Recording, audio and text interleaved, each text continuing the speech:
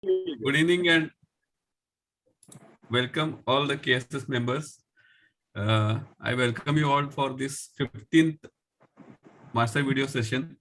Today we have four speakers, Dr. Saurabh Gandhi, Dr. Kedar Patil, Dr. Sharad Sharma and Dr. Mansingh Adnaik. They are going to speak on bariatric surgery, all the aspects of bariatric surgery. I invite our secretary, Dr. Basavaraj, to start the proceedings of this CME. Basavaraj. Yeah, thank you, sir.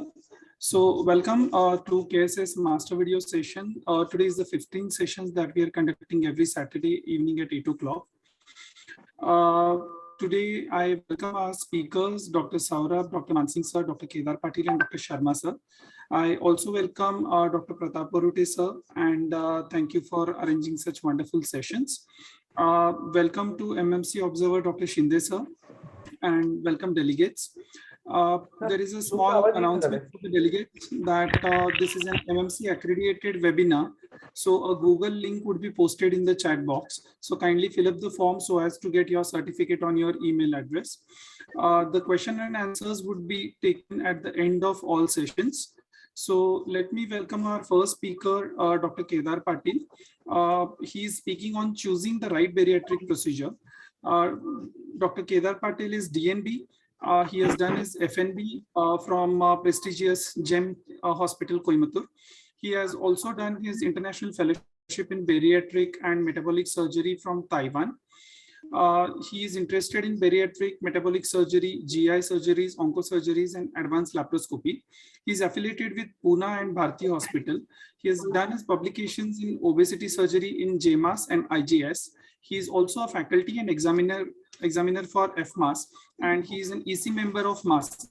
So welcome, Dr. Kedar Patil, for your presentation. Over to you.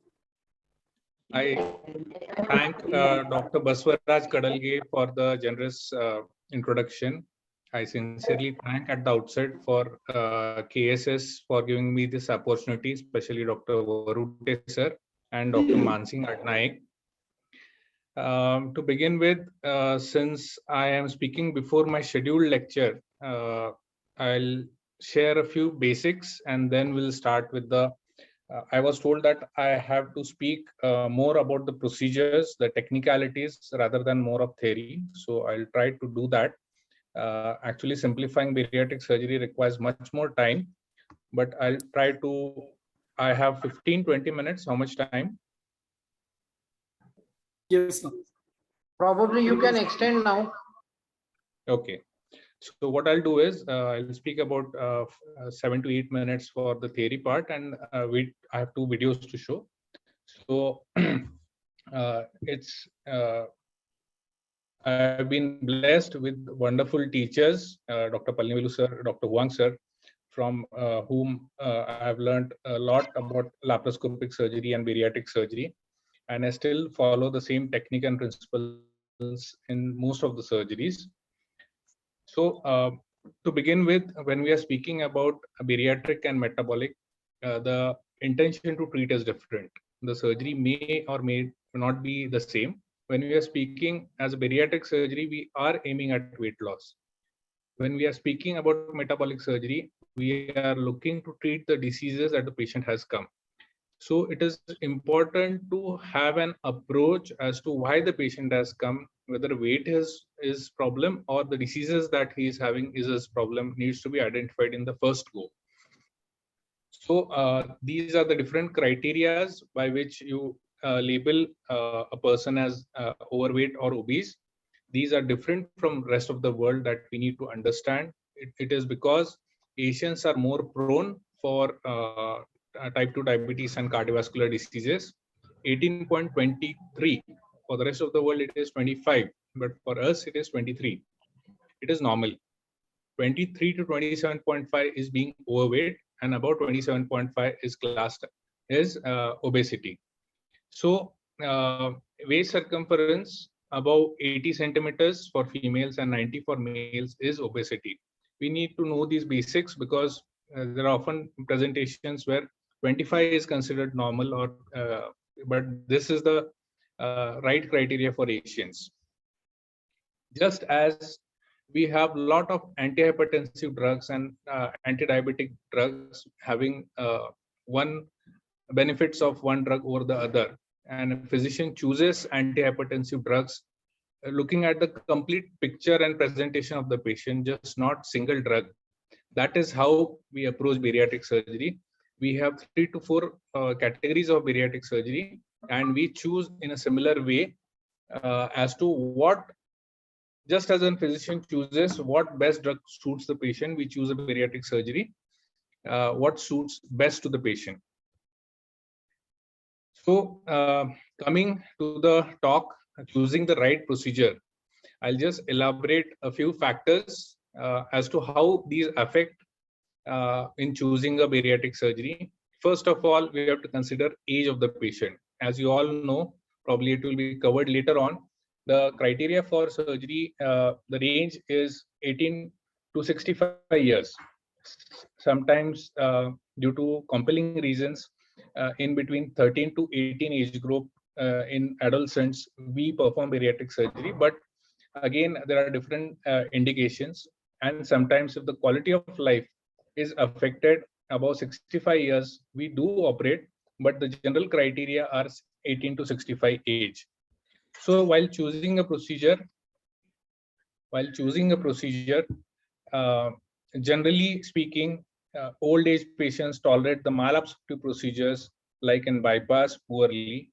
And for youngsters, like especially young unmarried females, we tend to choose over sleeve gastrectomy because the antrum is preserved, the deficiencies are less. They have to plan their pregnancy later. So there are these factors generally considering that the age influences the surgery. Considering about BMI for super obese patients, especially BMI above 60, operating on a bypass becomes technically very challenging. Or for that matter, even in super obese patients above 50 BMI.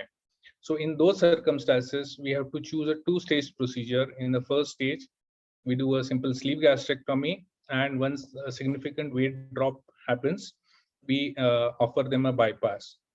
Similarly, for low weight BMI patients, we tend to choose over sleeve or sleeve plus procedures.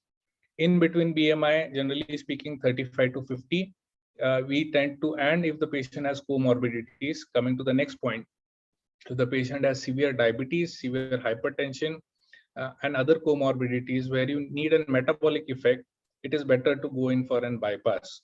So considering the first three important factors, age, BMI, comorbidities, one may choose a restrictive procedure or a malabsorptive procedure like bypass.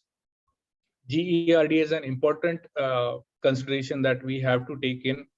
GERD above Los Angeles classification 2 or grade B has implications that one cannot perform a sleeve gastrectomy, one has to go for a bypass.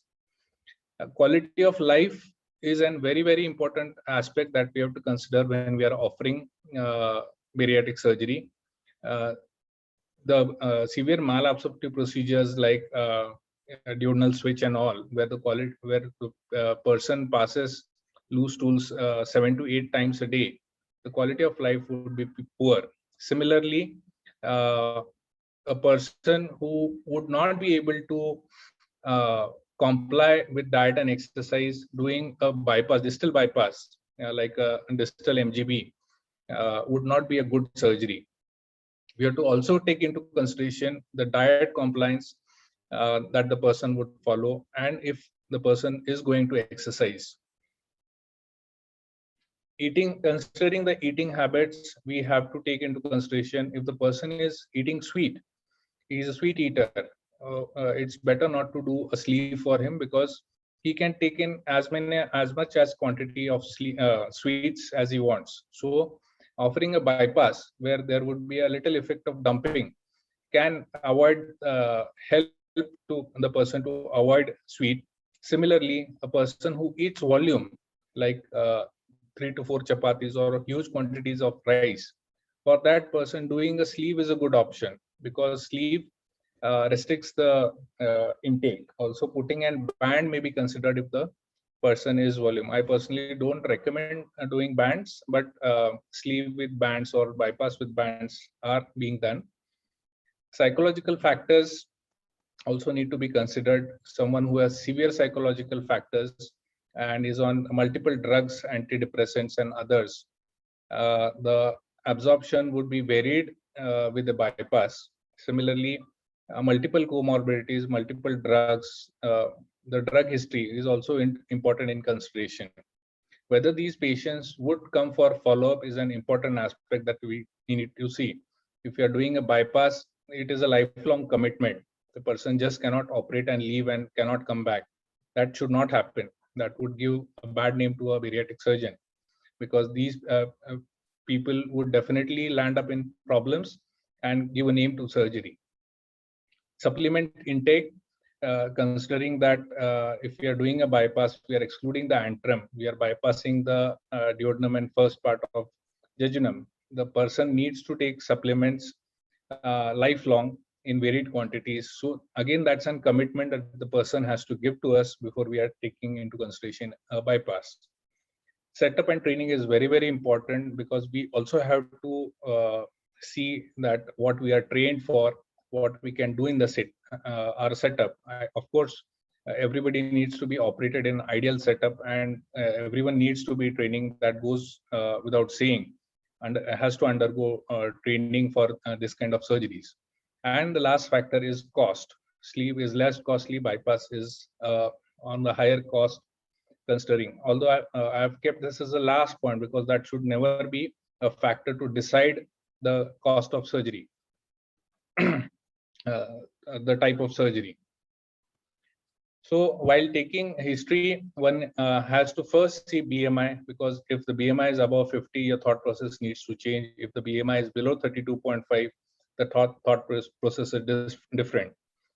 One needs to see the comorbidities and the duration of these comorbidities. Someone who's having diabetes more than 10 years, having low C-peptide levels, his pancreas is burnt out. So trying to do more by doing a bypass to remit his diabetes would probably not be a sensible thing. One also needs to take into consideration GERD. It's very, very important. Compliance of the patient and eating habits. So for beginners, all these points are very, very important to consider when you start planning a surgery. Then we have some special situations like revisional surgeries, where which are done for weight regain or GERD, or there is a re-emergence of comorbidities in about 10 to 15% of patients at 10 years duration. So what is the reason that you are planning a revisional surgery? Whether this is weight regain, that you have done a sleeve, patient has gained weight, is motivated, that is very, very important to be checked again. Then you can offer him an bypass. If the patient has developed GERD, the sleeve can be converted to a bypass. There is re-emergence of comorbidities. The sleeve has been done earlier, can be converted to a bypass. There are severe nutritional deficiencies. Because of non-compliance of patient, you can convert and bypass to a normal anatomy, but cannot happen in a sleeve. If there is a leak or stricture, again, your consideration changes. Sleeve is a high pressure zone. It needs to be, the pressure needs to be brought down, so you can either resuture, stent it, convert to a bypass. So considering the whole scenario, one has to take a call. If there is a stricture in a sleeve, if the person has gone too close to the incisura and patient develops an de novo GERD, then again we can do a structuroplasty or can be converted to a bypass. So there are many factors that you need to consider. ABCD score is also a very important score that one needs to know. When a person is coming for diabetes remission, you should score the patient. This is the original ABCD score. There have been modifications in the score, modified ABCD score, diagram score. So one needs to be know and predict, especially if you see the C-peptide levels. If the C-peptide levels are less than 1, the person has very less chances of diabetes remission. Also in history taking, one needs to know this is a type 1 diabetes or type 2 diabetes. One can do anti-GAD antibodies, anti-insulin antibodies. If the person has type 1 diabetes, the severity will reduce, patient will not go into remission. But if the person has type 2 diabetes and his C-peptide levels are about 2, there are 80 to 90% chances. I want to stress on this point that 80 to 90% of patients can be completely free of medicines. We as surgeons need to propagate this very strongly, that this bariatric and metabolic surgery can increase their lifespan by at least 10 years if the diabetes, hypertension, and other comorbidities improve. Also, the quality of life would improve. So this is the ABCD score, wherein if the score is more than 8, there are good chances of diabetes remission, and if the score is less than 4, the chances of diabetes remission are less. So in OPD itself, based on C-peptide levels and an endoscopy report, you can tell a diabetic person whether a sleeve is good or a bypass would be good for him. Coming to the most popular surgery, 70 to 80% of surgeries done worldwide in various countries are sleeve gastrectomy. The beauty of sleeve gastrectomy is we are preserving the antrum. So intrinsic factor deficiency, thereby B12 deficiency, iron deficiency, calcium deficiency is very, very less. So our first preference is first try to fit in a patient for a sleeve gastrectomy. If the person has some other factors which may not be good for a sleeve gastrectomy, then we think of other procedures. So in long run, this surgery has stood the test of time. We have 10-year results of a sleeve and 15-year results of bypass worldwide. We have enough literature to say that bariatric and metabolic surgery is safe and acceptable. So we are removing the fundus in this surgery, thereby the ghrelin level drops. So person eats less. Even if he eats less, he doesn't feel hungry. That is the basis of the surgery. What happens in a diet and exercise module or a regime is the person eats more and the ghrelin levels keep on increasing once the the diet and exercise regime is stopped. So whatever weight the person has lost with diet and exercise, the person puts it back again. So in sleeve, we are reducing the volume, the intake is reduced, the food transition time from stomach to small intestine, food goes quickly, thereby the GLP-1 hormones rise, and that is how we get weight loss. So we are expecting excess in I'll spend a little more time on sleeve gastrectomy because it's more and that is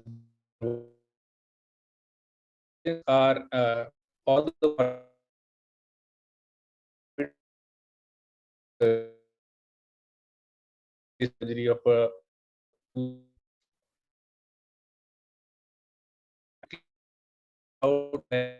for plant indication, cirrhosis, portal hypertension, because these patients tend to bleed. So that's a contraindication. Alcohol abuse and abstinence of at least 6 months is required before you commit a patient for bariatric surgery. Then we have something known as sleeve plus procedures, where you require a metabolic effect, but want to offer a sleeve procedure for various reasons. You can do that by combining a bypass with a sleeve, loop duodenojejunal bypass pioneered by Dr. Huang. Then we have SADIS, which is a modification of duodenal switch. Various limb length modifications have been done to this procedure. Partition or bipartition. So these are minor modifications that you can add on with the sleeve gastrectomy, and collectively these have been termed as sleeve plus procedures. So coming to the sleeve plus procedure that I do is something known as a proximal jejunal bypass, that you do a sleeve and you take this rule limb to 50 to 300 centimeters, and jejunostomy is done. So thereby the transit time is reduced, the GLP hormone effect you can achieve.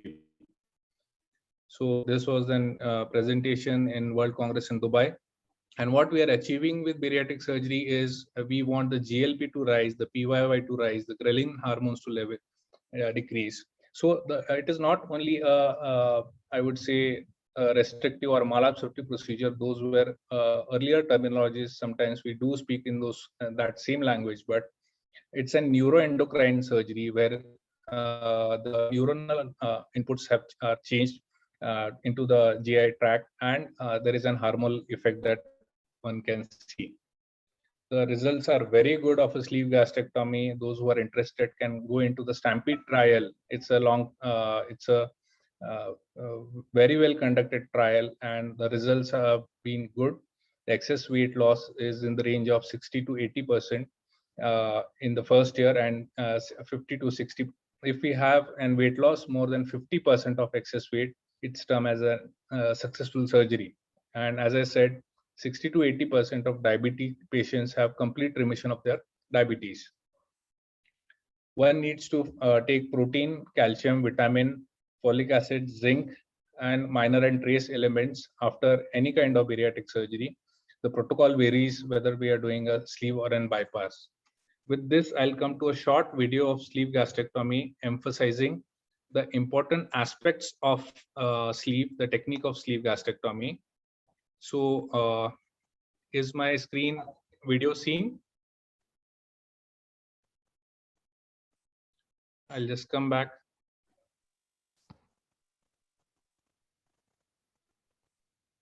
Is it seen now? Yes, sir. So I'll just explain the port positions.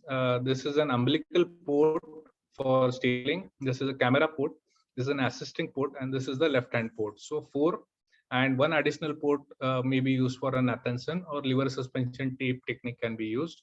The assistant surgeon, I usually keep on the left-hand side of the patient and I operate from one side, but the assistant surgeon can also come in between the legs and we can operate this. So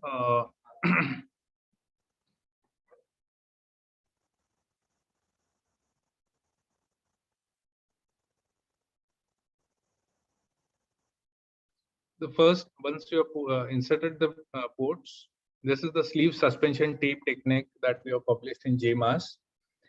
There are various kind of options to lift the liver, and one should not do an upper GI surgery without lifting the liver. You may use an Nathanson or any tape techniques, but the liver has to be uplifted. The first step is creating a window on the greater curvature side, thereby entering the lesser sac. One may use an harmonic or ligature as per preference. And we need to be outside the gastroepiploic arcade and close to the stomach. But at the same time, we should not be injuring the stomach. So once we start at incisura, we go on cephalad. Then midway, just as we reach the fundus, we come back again and go towards the pylorus.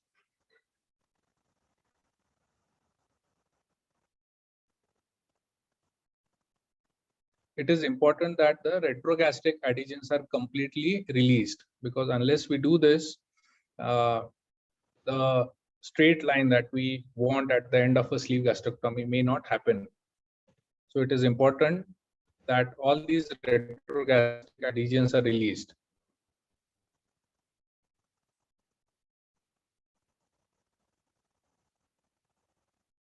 One has to avoid injuring the splenic vessels or the pancreas while doing this.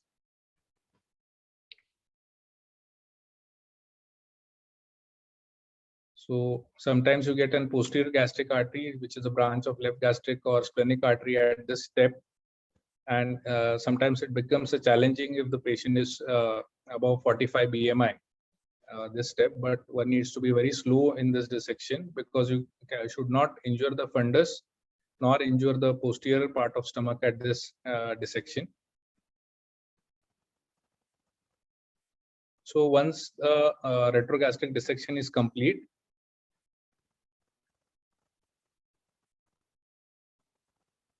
we do an marking. This is again a technique which has been taught by Dr. Wang to us because it gives a roadmap and we can fire on the same roadmap and avoid it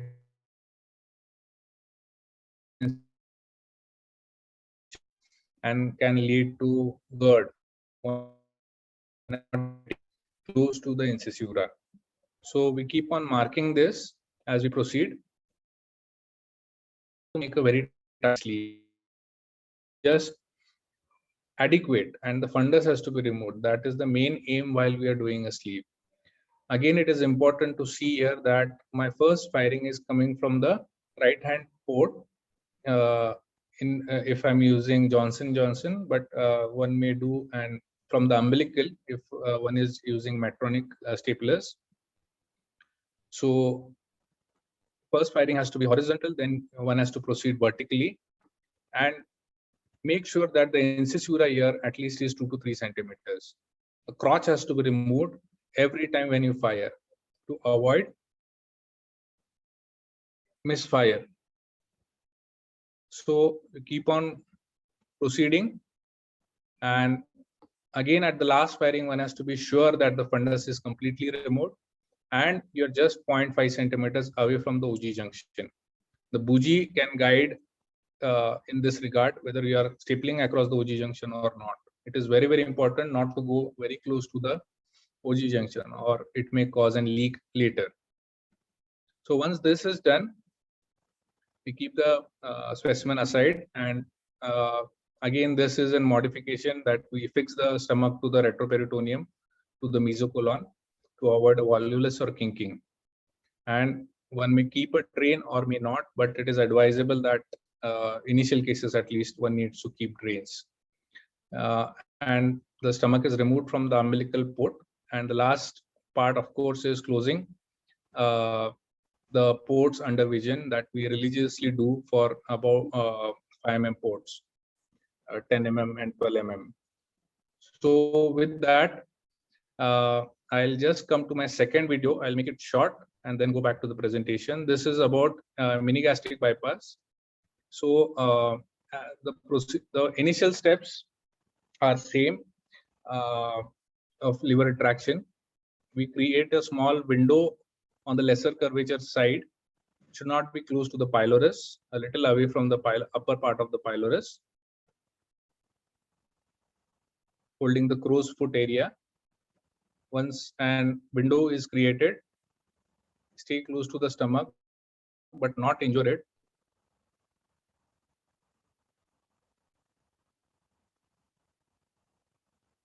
Then the first firing happens from the right hand side.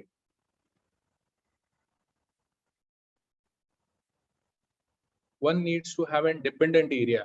The aim is not to go horizontal and fire it to be V-shaped cut. So if you notice, I'm coming down initially. At the same time, there should be adequate margin in between the firing and the greater curvature side of the stomach, because the remnant stomach is going to secrete acid and all, and that keeps on going below. So this is the first firing.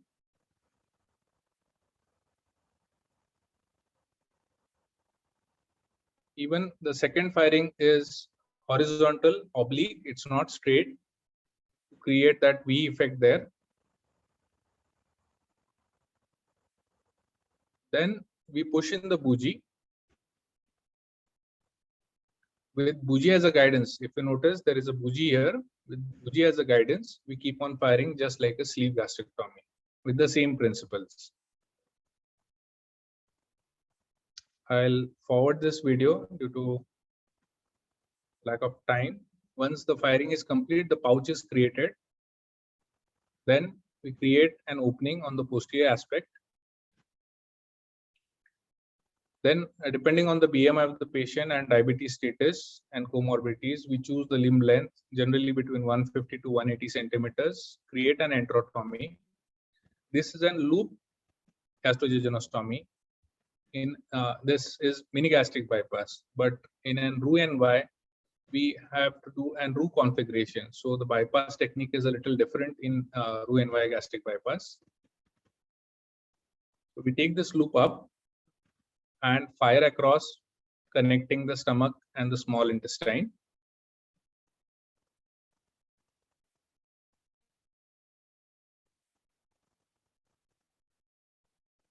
So that completes the gastrojejunostomy. One needs to inspect from inside the bleeding and whether you have really entered into the lumen. So once that inspection is complete, start closing the enterotomy. I generally take and stitch on the lower aspect first and then start closing from above, because this angle is generally the place where leaks happen. So one has to be very sure while taking this angle that it has been completely and effectively obliterated. So this is the closure. Again, I'll skip the suturing part. So once the enterotomy is closed, we generally do an leak test. Again, these are angular stitches to prevent tension on the anastomosis. On both sides, I generally take that. So this is the final configuration. And with that, we do a leak test with a gauze methylene blue test. We do this in bypass and sleeve, both procedures. So that is about a mini gastric bypass. I'll just go back to the presentation.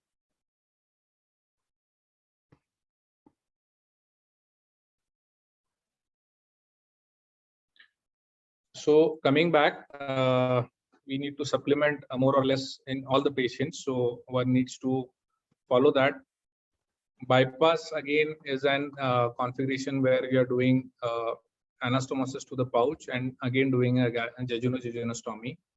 One has to close the intermesenteric defect and Peterson defect. That is one additional step that is done in bypass. So this is a procedure which is good in patients with severe comorbidities. But also a word of caution, gastric bypass, the patient supplementation is lifelong. Patient has to commit to this procedure before you choose it. And the incidence of complications is a little higher in bypass as compared to a sleeve. Mini gastric bypass, very popular surgery in northern India because they are volume eaters. It gives good weight loss, good for diabetic patients. So preferred, my personal preference in over an RYGP. We also need to know that there is something, an intragastric balloon, which produces up to 10% of weight loss. So this is a good procedure for, especially for females who have done everything and not been able to lose weight for BMIs between 27 to 32 and do not have comorbidities. There are various papers published about Roux-en-Y gastric bypass and sleeve gastrectomy. The results are good. If you have more than 50% weight loss, it's termed to be a successful bariatric surgery. This is the learning curve. One needs to at least do 30 surgeries under supervision and to call himself as a bariatric surgeon to do surgeries safely. Last word about cost. Let me tell you that this is covered by CGHS. You have central government employee, the surgery is free. Government pays for the surgery. It's no more a cosmetic surgery. We in Pune Municipal Corporation have scheme under Shahri Garib Yojana where they get assistance up to 1 lakh rupees. So probably even Kolhapur Surgical Society can push for this within Kolhapur. Most of the insurance companies have started funding for bariatric surgery. In fact, IRDA has made it mandatory to cover bariatric surgery since last year, October. So whatever new insurance policies are being issued, they need to include bariatric surgery and not an exclusion factor. There are some companies which finance for this surgery, and most studies show that the expenses are covered within 2 years for patients who have multiple comorbidities. Unfortunately, even I see surgeons saying that this is the last resort surgery and last option you should be offering, but it is not so. Patients suffer from obesity lifelong, and when they become crippled with obesity, they come to us. So this is not a situation that we should be looking at. They should be referred in time. I generally tell general practitioners and physicians that if you are switching over a patient from OHS to insulin, please do consider about bariatric surgery, metabolic surgery.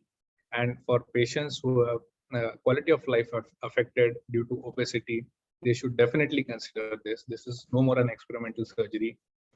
And complete knowledge is very, very important. Just as we have seen with the hernia field that has evolved in the last 3 years with AWR procedures, hernia, which used to be a simple open option, now we have so many options to treat an hernia, and we should be choosing the right procedure for the right patient. Similarly, in bariatric surgery, sleeve is not the only option. Options which have to be individualized. A bariatric surgeon has to have a support group. These meetings need to be conducted regularly. Just operating and leaving the patients is not a good thing. So a lifelong follow-up of these patients, what is happening to them, is very, very important to understand. We also have done this in Sangli. I do these surgeries in Sangli as well.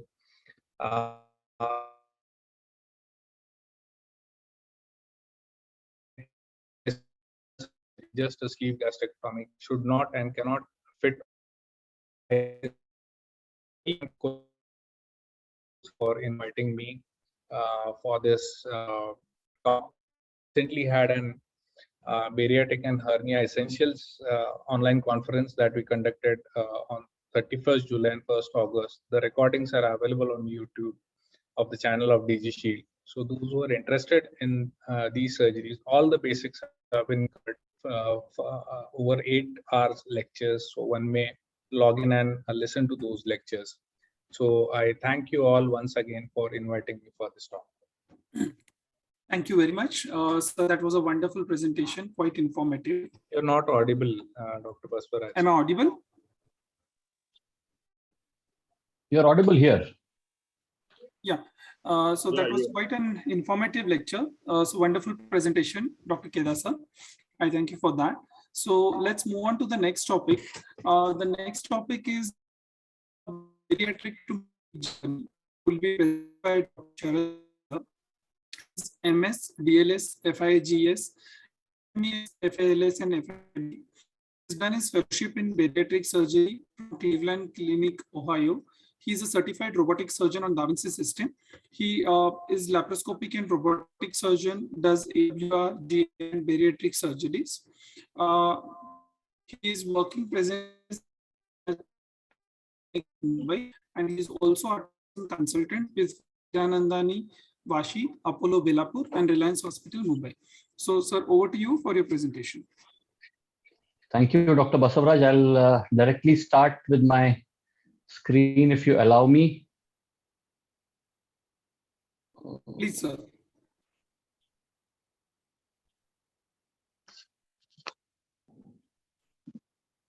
Can you see my presentation? Yes, sir. Just a minute. I'll just share it again. I think there is some mistake.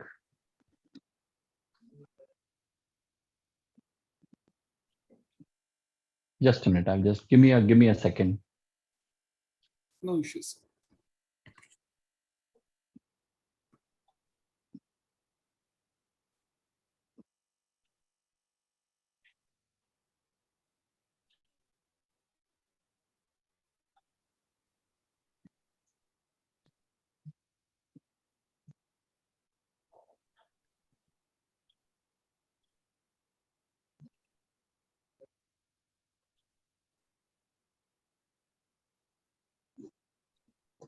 You can see my screen now. Is it okay? Yes, yes, sir.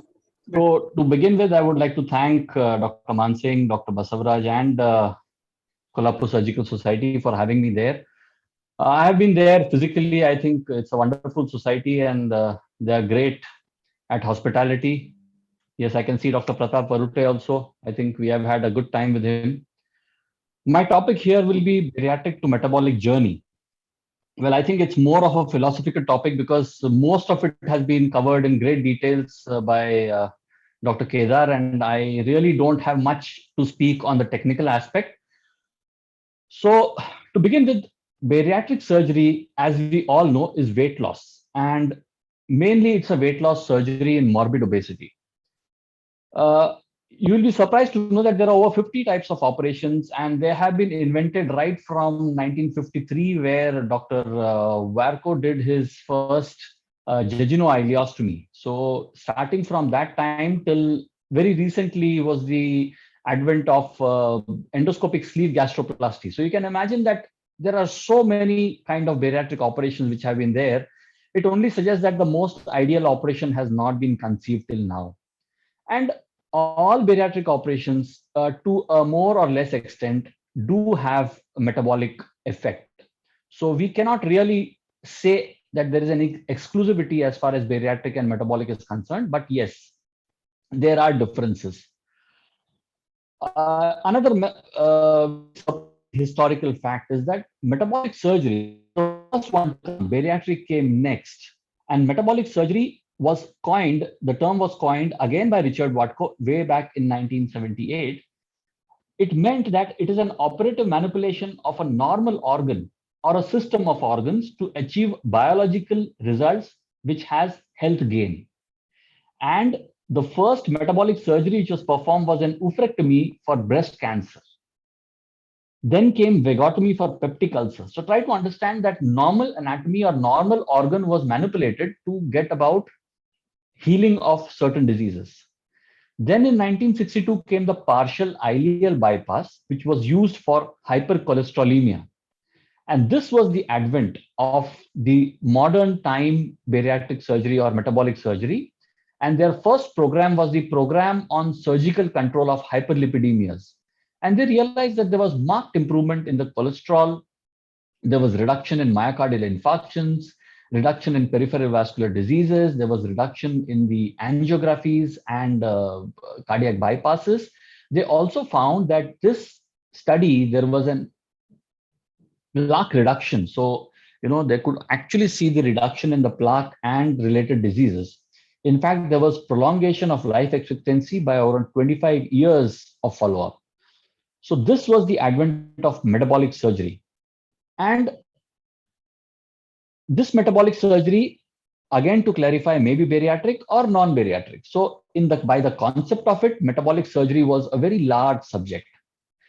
As we started modernizing the word metabolic surgery, we started talking of resolution of type 2 diabetes, dyslipidemias, non-alcoholic steatohepatitis, polycystic ovarian disease, resolution of heart disease, hypertension, and also reduction in risk of cancers. So this is what modern time metabolic surgery means. Let me clarify again, bariatric surgery has and will always be a subspecialty of metabolic surgery.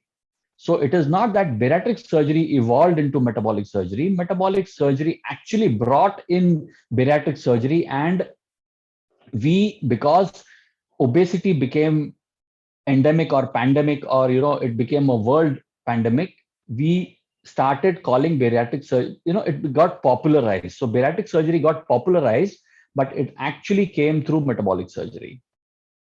Now let us talk of the procedures which can be divided into bariatric and metabolic.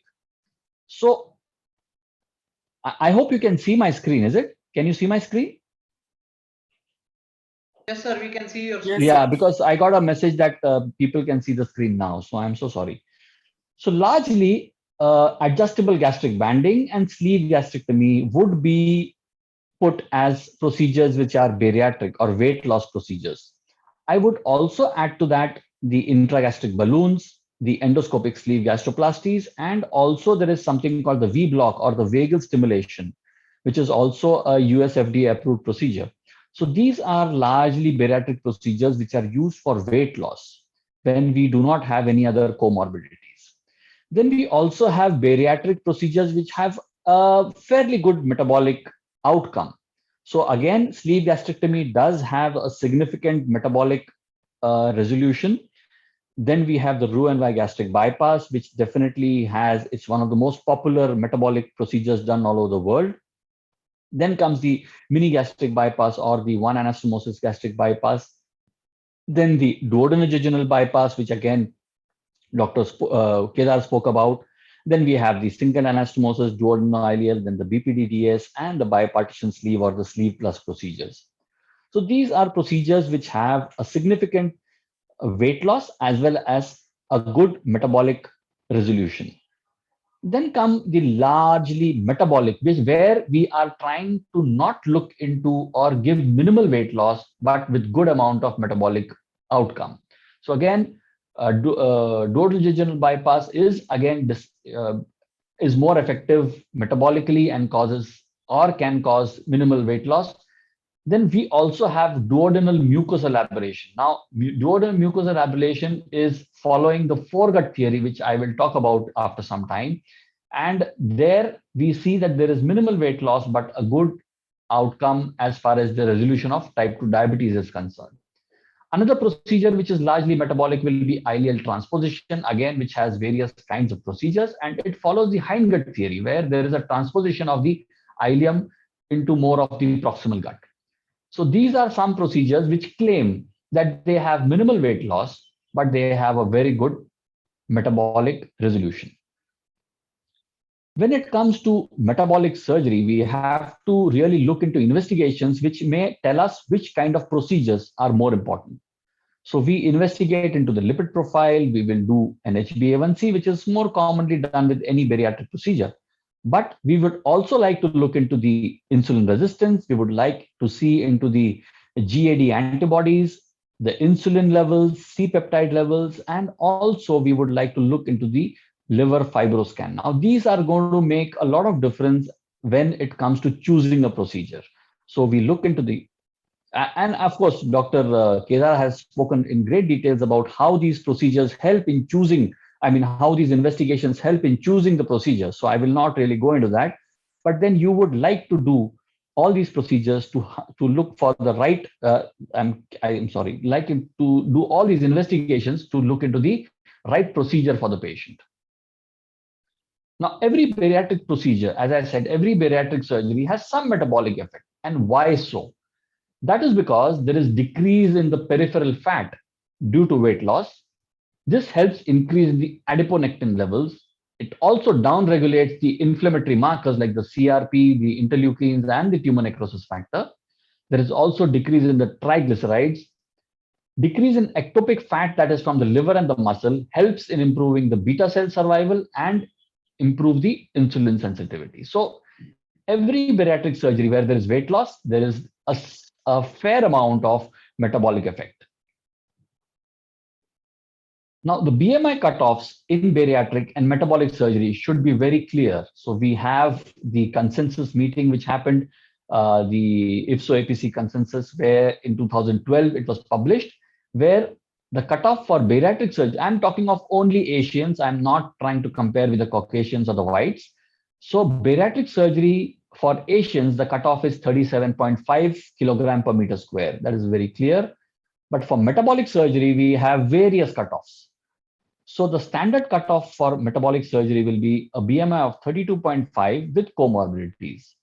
Now, the IFSO-APC says that even at 30 BMI, we can recommend, there is a fair amount of evidence to recommend that metabolic surgery works better than medications.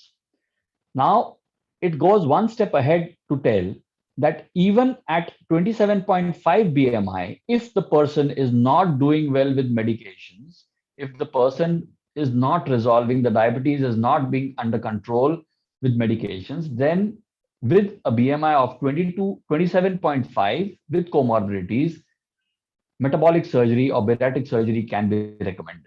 So in real sense, as of today, according to the consensus, metabolic surgery can be recommended for a person with BMI of 27.5 with, of course, it is a multi-departmental or in consultation with your physician and the endocrinologist to discuss if bariatric surgery is the right procedure for such patients.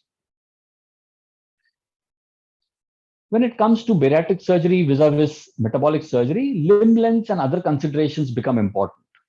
Now, length of the common channel is very important as far as bariatric surgery is concerned. So when we are doing a Roux-en-Y gastric bypass, or when we are doing a distal gastric bypass, or when we are doing a mini gastric bypass, it is very important to have the right amount of common channel, not the Roux channel or the BP limb channel. So this is very important when you want to consider bariatric surgery or weight loss. But what about metabolic surgery? So now when you are talking of metabolic surgery, there is some evidence to say that the BP limb in Roux-en-Y gastric bypass, when it is longer, so if a BP limb of 150 centimeters is considered, then there is a better resolution of diabetes and there is a lesser amount of relapse after surgery. So definitely, this is the kind of evidence that is there for a Roux-en-Y gastric bypass. MGB, there is not enough evidence to say because MGB talks of good weight loss. And if you're super obese, then the limb length can be increased from 150 to 180 to around 250 centimeters, depending on the weight or the BMI. But there is not much data to suggest if it helps in improving the diabetes resolution outcome if you increase the limb length. Now, when it comes to ileal transposition, there is something called the BMI adjusted sleeve, which is done. So ileal transposition is a great procedure as a pure metabolic procedure. But then if the person is obese or super obese, then they have a technique called the BMI adjusted sleeve, which is added to it. And that helps in also controlling the weight. Coming to the mechanism, so bariatric surgery mechanisms are extremely straightforward. So it works by restricting the calories, so it has a restrictive element, and it also works by reducing the calorie absorption. That is called the malabsorptive element.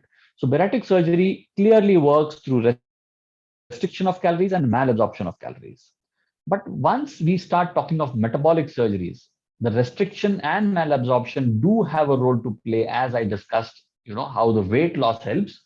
But then there are a lot of other mechanisms by which metabolic surgery works. So the first mechanism, again, is the gut hormone theory. So there are more than 100 gut hormones which are secreted from the bowel, from the intestine. And the most commonly talked about are the GLP-1, the PYY, GIP, and ghrelin. Again, I think Kedar has spoken about these. Now, these hormones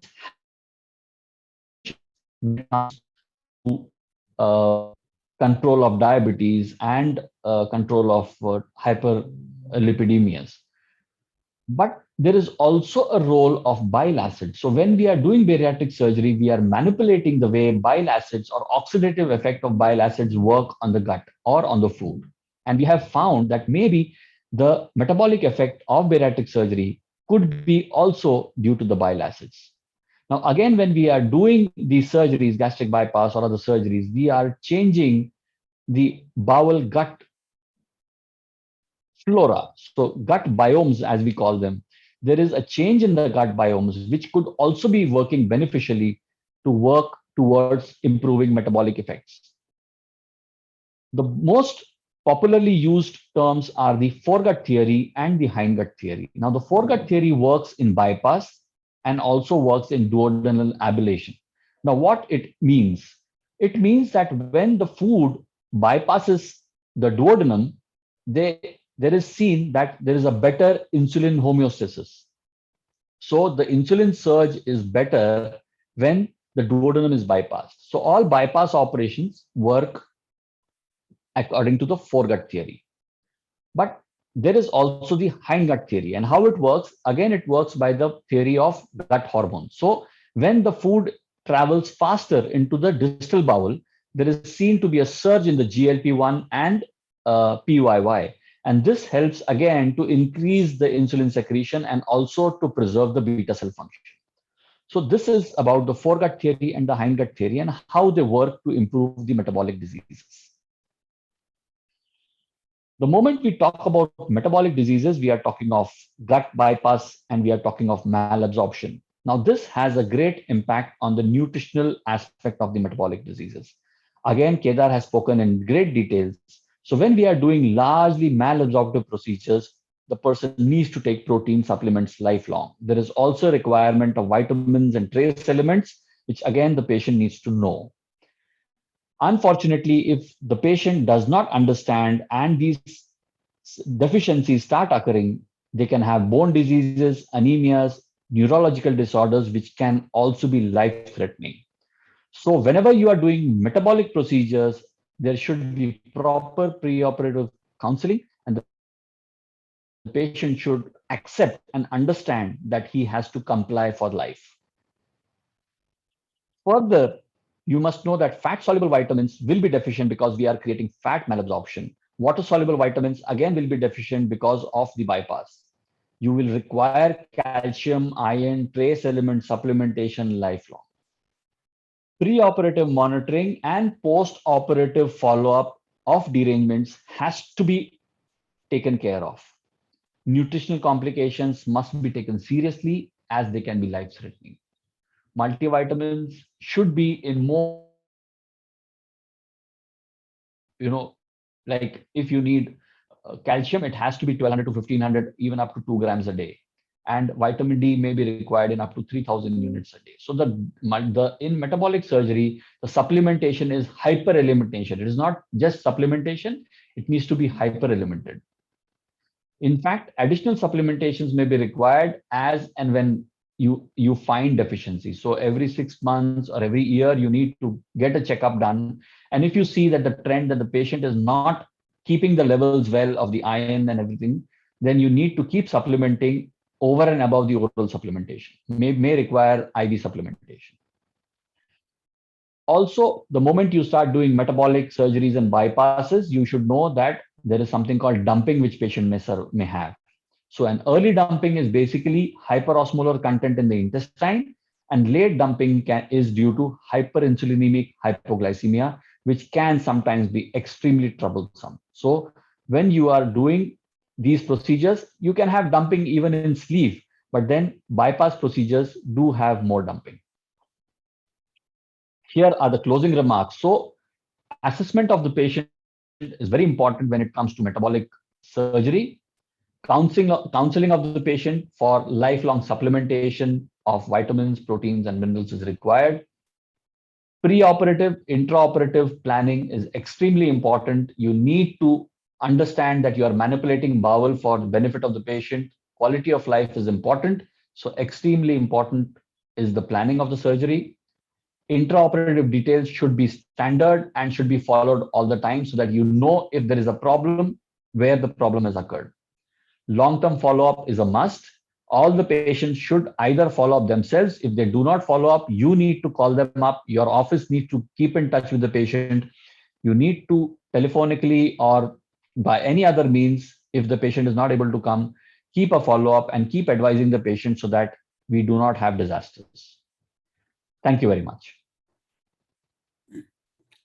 Thank you, sir. That was an excellent presentation. So let's move on to the next topic. I would like to invite Dr. Mansingh Adnaik, sir, to talk on next topic, that is post-operative care and outcome of bariatric surgery. Dr. Adnaik, sir, is DNB, then FNB and FIAGS.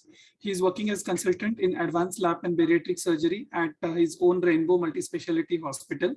And at present, he is working as treasurer of KSS. So to our very own Dr. Mansingh, sir, over to you for the presentation. Thank you, Basavaraj. And I'm extremely thankful to Dr. Sharad Sharma and Dr. Kedar Patil, sir, to have agreed to join this meeting. Especially Dr. Sharad Sharma, who did it at a very short notice. I'm very thankful to you to accommodate us in your busy schedule, sir. With that, I'll start my presentation.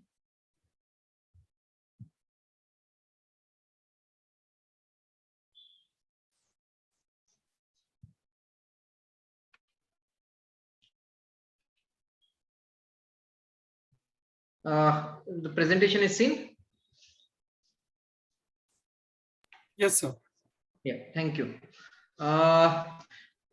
So it's very, this is a true story I'm about to tell you. I received a call one day that, boss, yesterday we have done a sleeve gastrectomy. We attended some seminar, we did a sleeve gastrectomy, and now what? So they had actually done a surgery in their unit, and at the second day, they didn't know what to and how to proceed about the things. So these are the things that in excitement you do pick up certain things, and then you are not aware of what outcomes to expect or what are the follow-up protocols to follow these things. So this is almost 7-8 years back that had happened. So these are in general the most accepted protocols in bariatric surgery. On you are excited, you have done a surgery, and then actually when the excitement settles, you realize that now you have landed in a burden wherein you have to monitor and observe the patient throughout. It is just sleepless nights, or sometimes when you are not sure of how the patient can proceed. On post-operative day 1, we start their oral therapy, start them on sips of liquids, and even sometimes on liquid pharmaceutical agents or crushed tablets. Gastrographin's leaks test is done on post-operative day 1. Either it can be done under CT guided, or it can be done under a C-arm with a little bit of thick gastrographin. Basic metabolic profile, including complete blood count, electrolyte, renal function, liver function tests are generally done after 12 hours after the surgery, and most of the time they are repeated as and when required. The most important thing that you realize after doing a bariatric surgery is that you require a multimodal approach of analgesia. So as long as you make your patient comfortable, then he is responding to your commands and he is cooperative to you. Important after any bariatric procedure is the post-operatively is the respiratory support that you present the patient. The most common complication that occur are in the respiratory in the lungs after the bariatric procedure. So particularly significant comorbidities are in patients with neuromuscular deformities, pulmonary or cardiac histories in their risk profile. We start incentive spirometry and chest PT immediately as soon as they are conscious and if and as necessary. Arterial blood gas analysis is done throughout the time they are in the intensive care unit as per necessary. One more better thing that has been observed recently is observation of CPAP, of capnography inside the ICU can help you with decision of whether how to ventilate the patient, whether to put the patient on non-invasive, or just we can observe the patient. So that capnography can help you in diagnosing early retention of carbon dioxide. We present the patient, we put the patient on nebulization as per his drug requirement, and as soon as possible we mobilize the patient with some assistant. Early it is bedside mobilization, and the same day the patient is allowed to walk within the wards or ICU. Cardiac monitoring is a watchful vigilance, and anything that changes in pulse or blood pressure has to be taken seriously. We cannot just observe it to see whether it settles down or no, but you have to be on your toes to see and observe anything that is missing at the time of cardiac changes in cardiac parameter. If necessary, invasive cardiac monitoring is done. We have rarely now used invasive cardiac monitoring with IPPV, but mostly it is non-invasive. The second dreaded complication is deep vein thrombosis. The prophylaxis for deep vein thrombosis starts even before you take the patient to the theater. It starts even the day before, when we start low molecular weight heparin. You let them get accustomed to the stockings that they will wear after the post-operative period. Otherwise, they sometimes feel tightness in the lower legs. Along with that, you have to put them on sequential compression devices, so the chances of DVT are significantly reduced. The patient, as soon as they are awake and oriented, we ask them to get mobilized. A high degree of suspicion for any tachycardia or anything, when you suspect a DVT episode, you require a bedside DVT to check the veins in the legs. You have to check the IVC, and then also do an echo to check for any pulmonary event. In post-operative wards, when the patient are slowly shifted, this is generally day 2 of the surgery, when the patient are shifted from ICU to wards.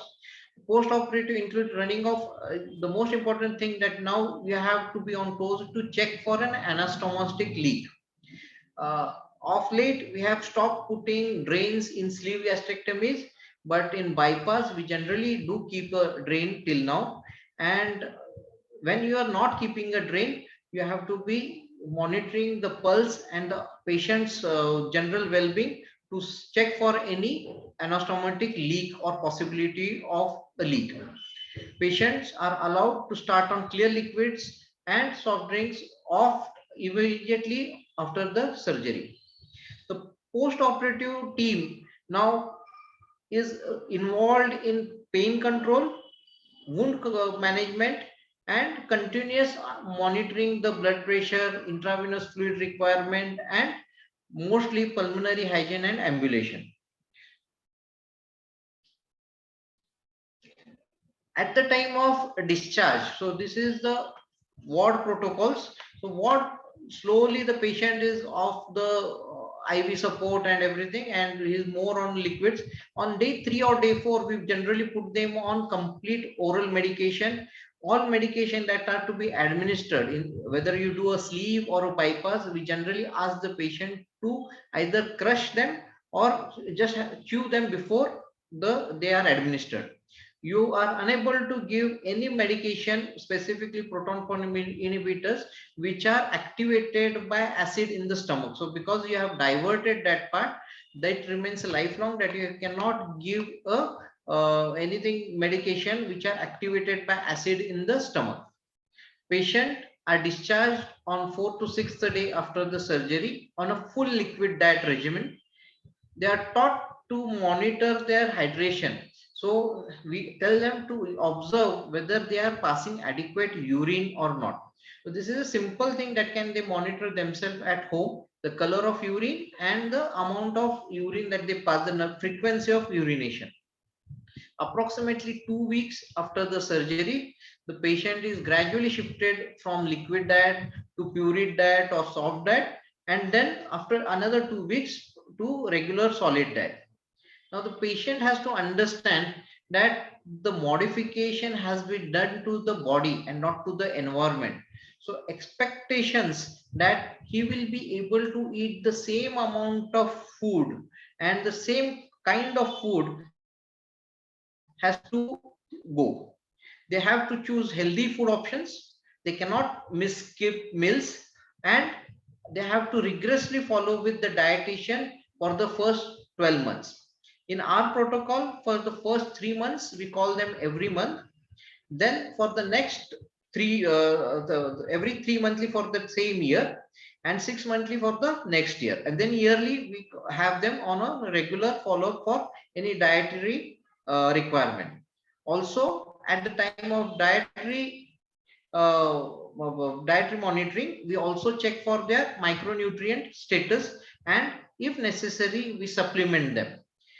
Patient has to completely throughout his life, irrespective of we have done a sleeve or a bypass, they have to be on micronutrient supplementation, which is mostly trace elements and calcium and multivitamins.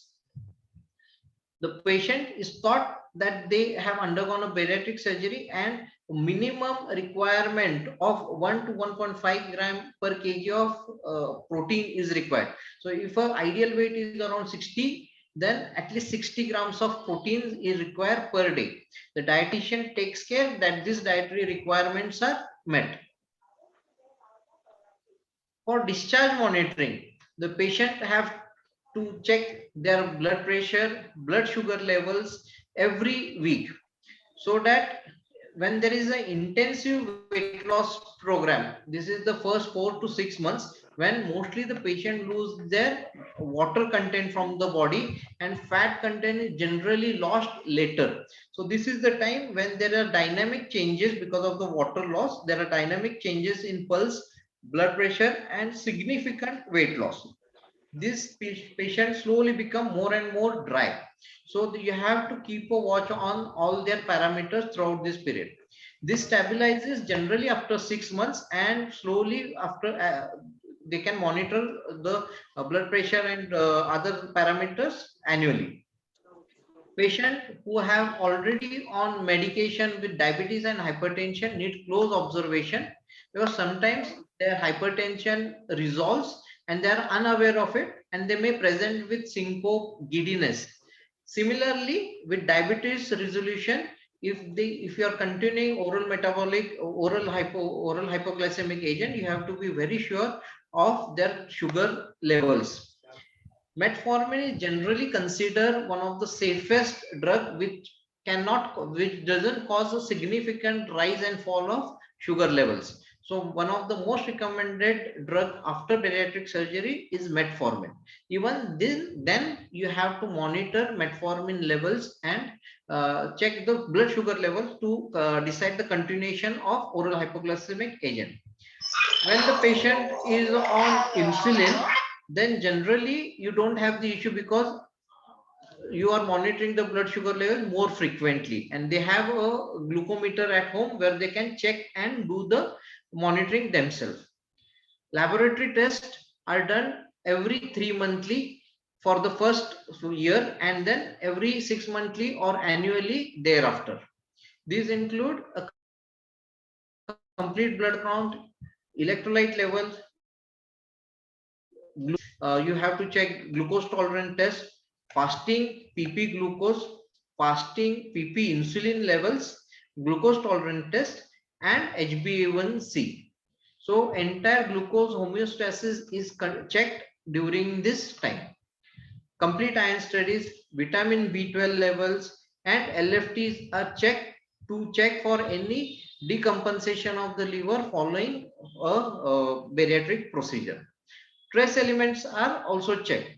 Most common presentation where you suspect a trace element being malnourished of the trace element is the skin diseases. This patient may present with pellagra or similar skin diseases, where you have to check for the trace element and multivitamin that they are taking.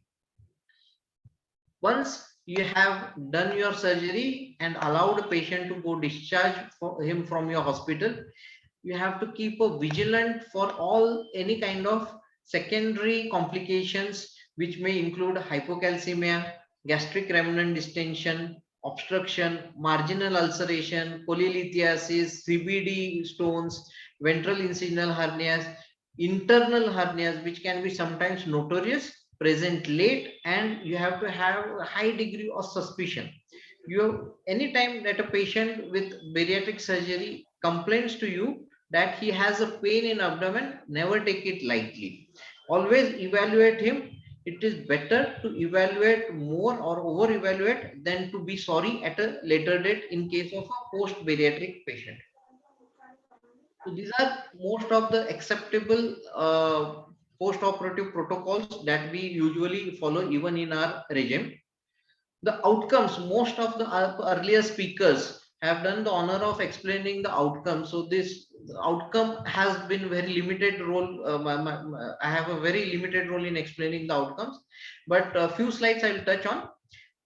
Weight resolution is the mostly looked upon as the ultimate outcome of a bariatric surgery. So if you have at least 50% of loss of excess body weight, then the bariatric surgery is considered as a successful surgery.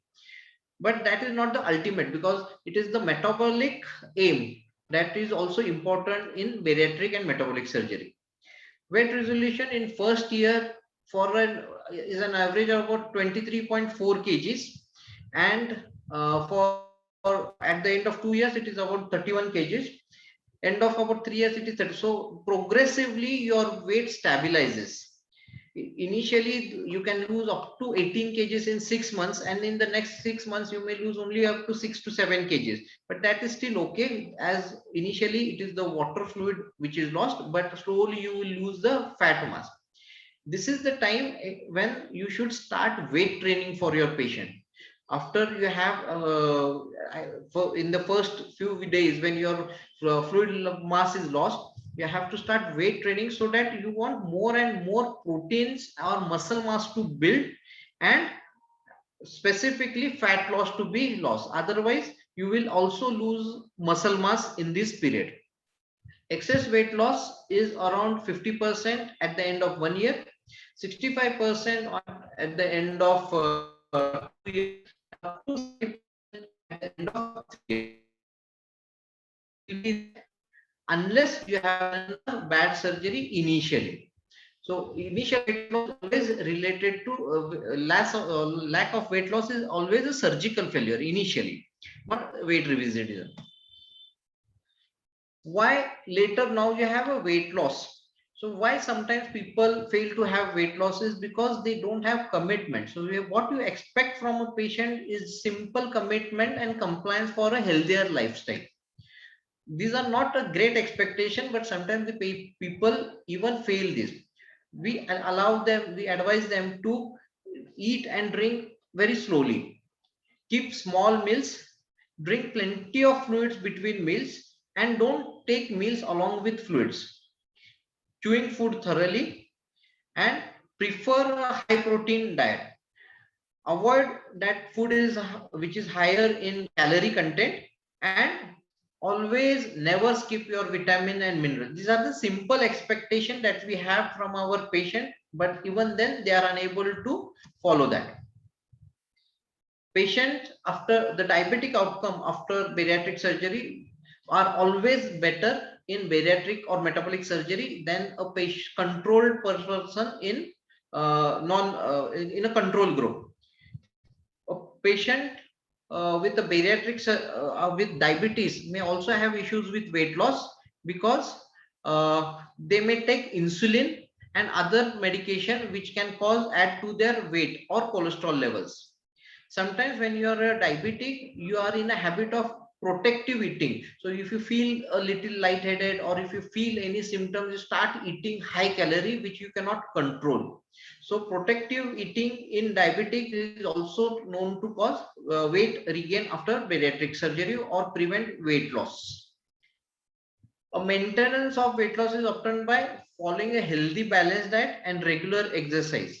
Weight regain is an early sign. So moment you start seeing that your scales are showing an additional weight, you have to come back and follow up with the operating team. A regain can be managed quite better in the early times than in the later when the weight loss has been established. The most common cause for weight regain is the changes in diet, lack of compliance, lack of exercise, and some psychological issues. What is generally said is a surgery never fails, or bariatric surgery never fails.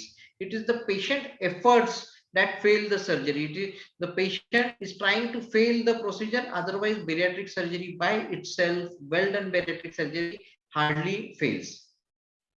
Any workup in such areas where weight regain is there, you have to also check the operative outcome of the procedure, wherein either you may have a dilated sleeve, sometimes fundus is not taken out, or you may have a larger stoma or a capacitive increase in the gastric remnant. So these issues are lesser compared to the lack of compliance from the patient side. Diabetic resolution of bariatric surgery or metabolic surgery is uncomparable with the medical management alone. 89%, this shows that 89% in patients who have undergone bariatric surgery level at the end of 5 years, the level of insulin, or you can call remission in diabetes, is 89%, where level of HbA1c is 7. While a controlled group with only medical management can have at the end of 5 years will have a level of 8.5. So this is not a level wherein you can get a profound diabetic outcomes or profound prevent diabetes. At level of 8.5, you will always have retinopathy, nephropathy, and other diabetes complication. So irrespective of what surgery you do, it is important that to understand that the weight, the diabetic control is better in the surgical group, and compared to medical management, the medical management diabetic control cannot stop organ damage. So you are you are allowing organ damage by preventing patient from going for surgery. HbA1c after surgical procedure is always superior. Bypass is an individual factor for better diabetic control at 5 years compared to a sleeve surgery. This has been proved. The reason are multifactorial: the foregut theory, hindgut theory, the amount of manipulation in hormonal milieu that has been done after a bypass is significantly more than a sleeve procedure. So favoring towards metabolic is more of a bypass. There is significant reduction in cardiovascular and glucose lowering medication that is used in after bariatric surgery than medical outcome for a good resolution of diabetes after bariatric surgery. So duration of less than 8 years of diabetes is a good predictor, wherein you can achieve practically remission after surgery. So early referral for a bariatric or a metabolic procedure is important, not only for diabetic control, for preservation of organs. Preoperative C-peptide level is another important outcome. Out of the duration of diabetic you are, the duration and amount of insulin that you are taken is also a predictor of your outcome after surgery. The weight loss at 1 year correlates very well with a diabetic remission. Even if you have weight regain, you may still continue to have your diabetic outcome preserved. So a person who will come back with a weight regain after bariatric surgery may not have his diabetes coming back immediately. So it is a factor that is independent of the weight regain. Another studied factor is hypertension. At 1 year, 58% of the patient have complete resolution of in hypertension. Improvement in hypertension, irrespective of the procedure that you choose, is between 70 to 90%, irrespective of the procedure that you choose. Duration of and severity of pre-surgical hypertension is a predictor of remission post-operatively. So longer the duration and severe your hypertension, you will have is the only bad predictor of poor outcome after bariatric surgery. Pre-surgical BMI, how obese you are, whether you are type 2 diabetic or not, what is your vitamin D status, your baseline or weight or your abdominal girth are not a good proponents or predictors of hypertension resolution after bariatric surgery. Along with hypertension, you get cardiovascular protection after a bariatric surgery. Bariatric surgery is associated with reduction in weight, amelioration in cardiac factors, and improvement in vascular endothelial phenotype, which means that the number of plaques that you have after in your vessels are reduced, and they have a more favorable outcome in reduction in cardiovascular events. Improvements in microvascular function is observed, especially in diabetic patient, and this has been seen across all subgroups, all races, and irrespective of the surgery. 10 years cardiovascular risk would decline from 6 to 4%.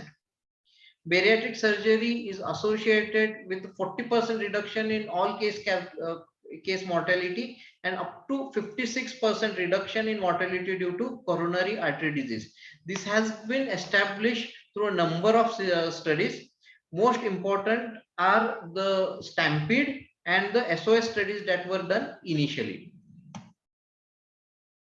The quality of life is another factor that is important after bariatric surgery. We get patients who come for surgery because they're not bothered about their hypertension or diabetes. They are bothered because the way they are able to interact with other people, they are bothered about the perception the other people have about them. So for them, the quality of life is disturbed because of obesity and then you have to take care of this patient and help them in improving their quality of life. If you have a medical therapy for weight reduction, the quality of life component are not improved at all, and pain and emotional well-being are significantly worsened in the patient who are subjected to only medical therapy. Against this, surgical groups had a significant improvement in physical functioning, general health, and energy fatigue component of all the parameters that are checking for the quality of life. Emotional well-being is sometimes worsened in gastric bypass group. This is a subgroup who are in depression preoperatively. If they have a depressive tendency or suicidal tendency, this is the one subgroup that you have to be aware that, and you have to follow well along with your psychiatrist for this patients. So this is the quality of life definitely improves. It is not only the perception about themselves that they improve, it is more and more these people are able to go out in the society and work and even to able to win their bread. Most of our patients are people who are unable to even win their bread or earn their earnings just because of obesity, and they have been regularly rehabilitated and well rehabilitated surgery. So with that, I'll take a break and say thank you. I thank all the esteemed speakers to be here. Dr. Basavaraj? Yeah, thank you, sir.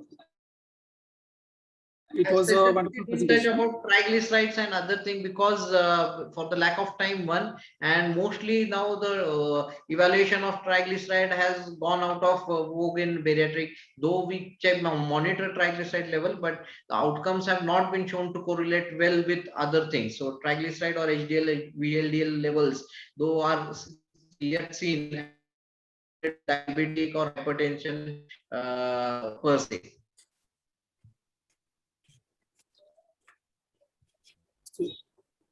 ठीक आहे मानसिंग, चांगलं So झालं, with एक that, number. can I With the- request Dr. Mudale sir and Dr. M.S. Kulkarni sir, today's moderators, to conduct the question answers. Due to lack of time, we can just have couple of questions if there are any. Yes, thank you, Basavaraj. It was a nice webinar and very lucid presentation by all the speakers, Dr. Kedar, Sharad sir, and Mansingh, of course. And I would like to ask in view of very youngsters, how do they set up or have a bariatric setup, and what are the team members they should have and their role? You being a center person as a bariatric surgeon, you are dependent on many other maybe physician, endocrinologist, or dietitian, so including instrumentation. Anybody, one of our moderate these panelists can highlight on these things. I don't know whether the other speakers will agree, but I strongly feel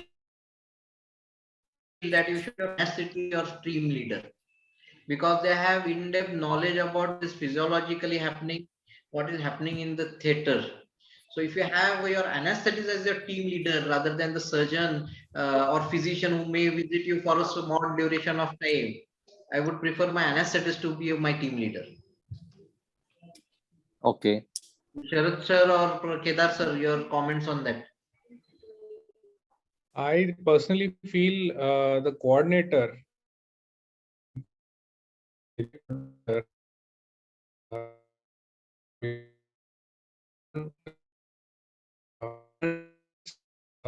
coordinates with the patient in the pre-op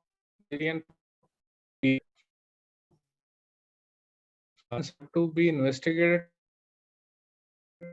so that they are to have to a diet that you have to follow, then physician evaluation, anesthetist evaluation.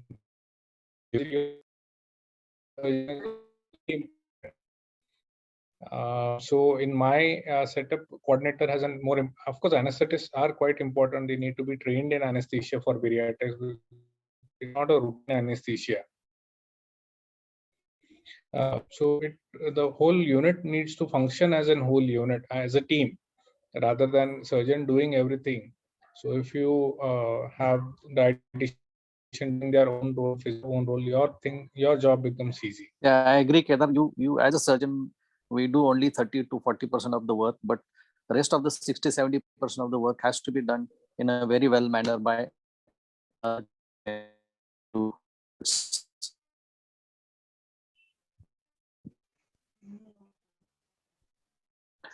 any comment on newer techniques or endoscopic newer techniques, whether they are going to be in the mainstream of treatment of management of bariatric or metabolic procedures?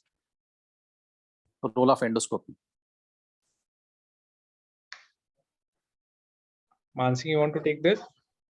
I would still say I'm not convinced with endoscopic treatment. One of the important thing that is a plication, a gastric plication that has been taken up. There was similar procedure which was imbricated sleeve, that if you know. So something that has failed surgically, I don't understand why it would be successful endoscopically. I can understand POEM being successful because your myotomy, achalasia myotomy was successful, because, and so your POEM, which is just a replication of the similar procedure, is successful. But at the same time, imbricated sleeve which fails, and you have endostitch and you do an endoscopic sleeve, why it should succeed, I have my reservations for that. We have to look for the new upcoming endoscopic procedure that are coming in a big way. They have been mostly market driven, but we have to wait for their long term follow. As of now, you have Roux-en-Y gastric bypass as the still the gold standard. Sleeve has picked up tremendously. There is no doubt about its credit. But then, whether you will be able to reproduce the same results with the endoscope as a tied away, or just like in tips where you are looking for a liver transplant, and to help the patient survive to reach up to liver transplant, you are doing tips. So whether you are looking at that as an endoscopic option, for that I have my reservation as of now. Kedar sir, what is your see? Speaking about endoscopy, intragastric balloon is a good option for people who are in the range of BMI of 27 to 32 without comorbidities. Especially, I aggressively recommend it to young unmarried females. म्हणजे typical असतं की लग्न करायचं आहे, वजन कमी होत नाही, सगळं झालेलं आहे, सगळं केलेलं आहे, म्हणजे एक्सरसाइज झाले, डाएट झाले, पण वजन काही कमी होत नाहीये. तर अशा पेशंट्सना and those who are doing exercise regularly, they are well motivated. Asha lokana endoscopic balloon is a good option. I generally do an 1 year balloon where you can increase and reduce the volume as needed. Weight loss is good, around 10 to 15 kgs you can get in a motivated person. But as Mansingh was saying, endoscopic sleeve gastrectomy, unless the procedure stands the test of time, we have good 3 to 5 year results. One should not be advocating aggressively about these procedures. As we had with notes initially when it came in, it was so aggressively marketed, and people were doing appendix from rectum and all that. So definitely in surgical practice, unless the procedure stands the test of time, it won't be applicable in a larger scale. So we are still awaiting. We are awaiting to see the long-term results of endoscopic sleeve gastroplasty. So only long-term will tell about its outcome. Extending you the what the same thing that you for a balloon is the patient who are unable to conceive. They have been told by the gynecologist that you need a weight loss before you try even IVF or any treatment for fertility. So these are the other good options of subset of patient where you can put in a balloon, allow the patient to lose weight, and if they are able to conceive, then probably progress with their conception. This is another where we put allow people to think about balloon. So I agree with all of you. So one should think that all procedures are open for all patients. You have to select according to the patient's maybe metabolic or weight loss intention, or as you said, for maybe a young woman who want to conceive and weight is the problem. So choosing the procedure is different for different set of patients. That one should really understand. And then my another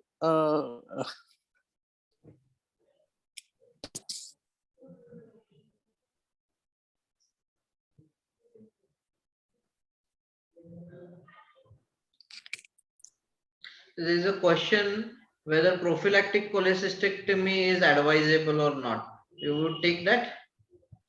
Only in duodenal switch that is recommended, but we in India we don't do duodenal switch because our protein intake of Indian patients is very less. But if you're doing a duodenal switch, cholecystectomy is indicated. Otherwise, no. But if the patient has gallstones while you're doing surgery and patient is asymptomatic, we do go ahead and do a cholecystectomy along with the bariatric to avoid further complications. So that is the status of cholecystectomy. So I take a consent during the surgery that I may do or I do when I do a bypass, either mini gastric bypass or gastric bypass, I counsel the patient for cholecystectomy. And if I'm not doing a cholecystectomy, the guidelines are very clear. You have to cover this patient with either Obetoheb or some Udiliv or something for at least 6 months after the surgery. So that either you do a cholecystectomy or you cover the patient with a pharmacological agent for at least 6 months after the surgery. So because the chances of having cholelithiasis or sludge are higher during the significant weight loss duration. So another concern is in a super obese patient, as you have selected a patient for maybe bypass or RYGB or whatever procedure, and patient has a significant hiatus hernia. What is your procedure of choice? You operate at same time or maybe after losing weight? So I would operate at the same time. I would do a bypass for this patient, that is Roux-en-Y gastric bypass, along with the posterior plication. Plication. That's okay. That is the procedure of choice. That is my procedure of choice. So no mesh in a large. No mesh. No mesh. If you, because most of the time you will be able to suture it, and as the weight probably loses, it will match. Or generally, I would go after weight loss. You go back if the patient has persistent symptoms, then you try and do a because mesh repair. suturing is going to give way in a such super obese person probably. So that's my concern about the hiatus. So unlikely repairing hiatus. Big hiatus. Unlikely that you will actually have a. Otherwise, we are talking about a complete hiatal hernia. Yes. With a very wide hiatus, more than 5 to 6 centimeter wide hiatus. Maybe, yeah. I haven't encountered. Where only?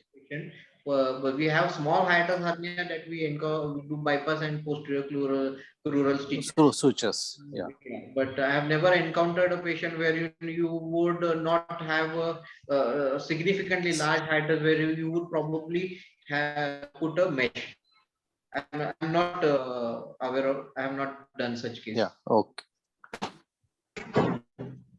That I think brings to an important last point that I would like to make, Dr. Vaibhav, that all these patients need to undergo endoscopy irrespective of the BMI that you're operating, irrespective of the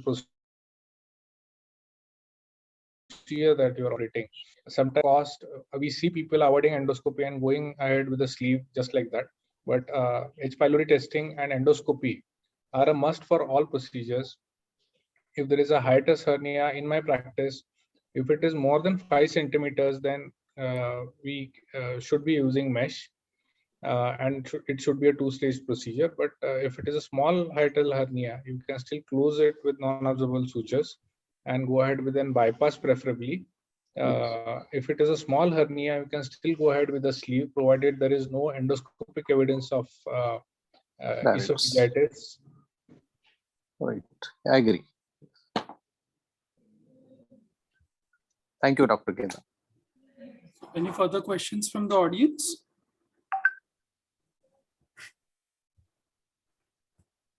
So with that, we are at the end of today's session. It was a wonderful presentations followed by informative question answers. So I thank all the speakers for today, Dr. Kedar Patil sir, Dr. Sharma sir, and Dr. Mansingh sir.